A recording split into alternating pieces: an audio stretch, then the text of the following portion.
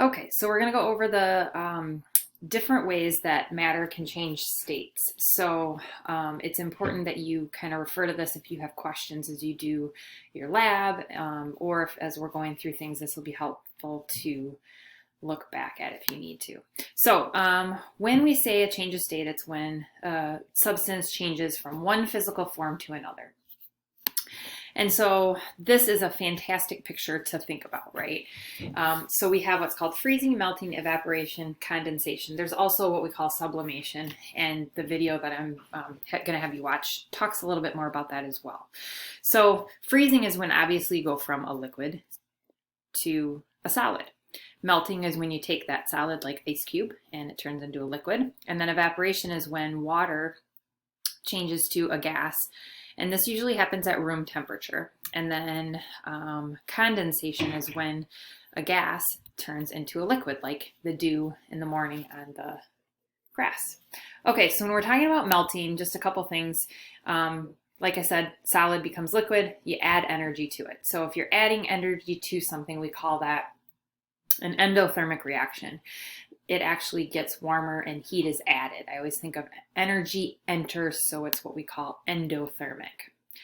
And then we also have what we call the melting point. So there's a temperature at which a substance changes from a solid to a liquid. And just remember, different substances have different melting points. So water might be different than another liquid. And I mentioned endothermic reaction. So energy is gained, the temperature goes up, and it helps that solid overcome that attraction. Remember, we looked at those particles the other day. They were really close together and they're strongly attracted. Well, that temperature change helps those particles to be able to move farther apart and become liquid.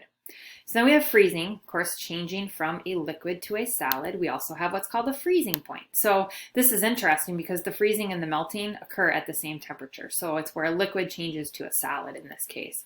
And this is what we call an exothermic reaction. I always think of energy exiting. So heat is removed, energy is removed, the temperature goes down, it gets colder, those particles start to lock in place. Think about what the particles of a solid look like, right? So they show you here liquid water freezing at the same temperature which ice melts at. So if energy is added at 0 degrees Celsius, the ice is going to melt. If it's removed at 0, the liquid water will freeze. And then we have what's called evaporation, right? So we have a change in state where it goes from a liquid to a gas. Now, this does not happen at boiling point. So this is important to note because people will say, well, what is the difference between evaporation, right, when liquid goes to gas, or boiling, right? If you're boiling water on the stove and you walk away from it and it ends up being nothing left in the pan because you forgot about it, it boiled and it actually did the same thing, right? But it was at boiling point. It was not at room temperature like evaporation happens. So that's a really good point to remember. So evaporation, things like sweating, water in the glass or water on the counter, it disappears after days or hours.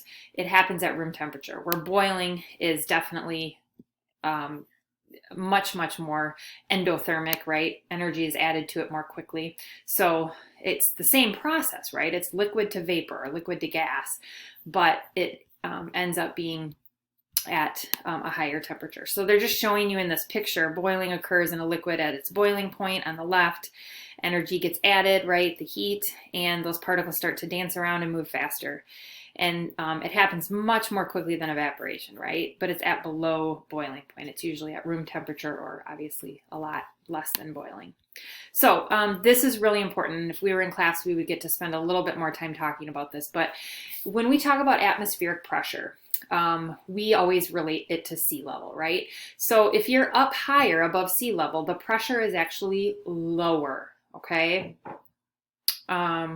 If you're below, it's going to be higher. So that's very interesting. So atmospheric pressure plays a huge factor in how something will be cooked or boiled, and that's important to note. So for example, if I'm baking a cake in Wisconsin versus Colorado, they are at a much higher elevation, right? Higher elevation. So their pressure is lower up in the mountains of Colorado than we are here at Wisconsin. In Wisconsin, we're closer to sea level.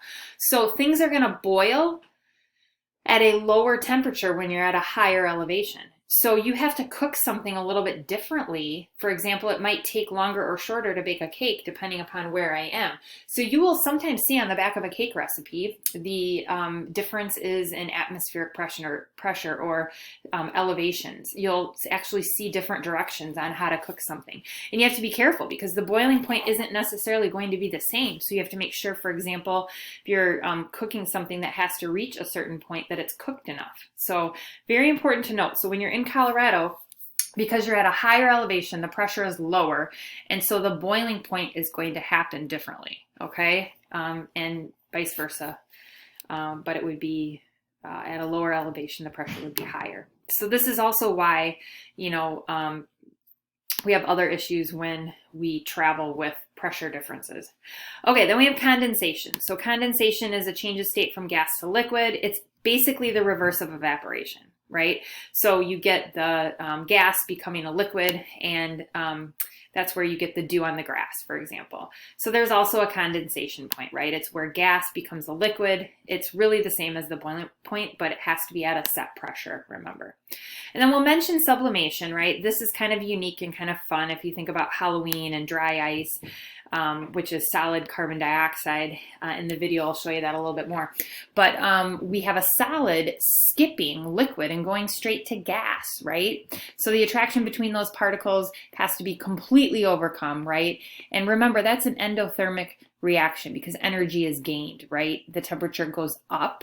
So like I said, the example would be dry ice, which is solid carbon dioxide. It's very fun to play with. Okay, so we will stop there and move on.